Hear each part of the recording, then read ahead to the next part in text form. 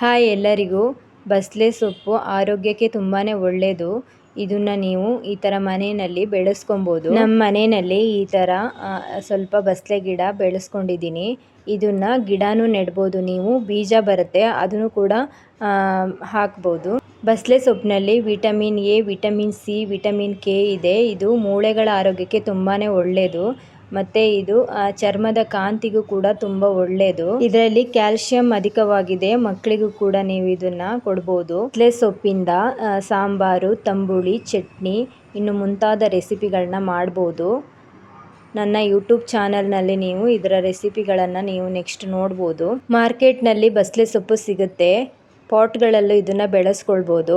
ಈ ಬಸಳೆ ಸೊಪ್ಪು ತಂಪು ಗುಣ ಹೊಂದಿದ್ದು ಇದು ಬಾಯಿ ಹುಣ್ಣಿಗೆ ಎಲ್ಲ ತುಂಬಾ ಒಳ್ಳೆಯದು. ಪ್ಲೀಸ್ ಈ ಮಾಹಿತಿ ಇಷ್ಟ ಆದರೆ ಲೈಕ್ ಮಾಡಿ, ಶೇರ್ ಮಾಡಿ, ಸಬ್ಸ್ಕ್ರೈಬ್ ಮಾಡಿಕೊಳ್ಳಿ.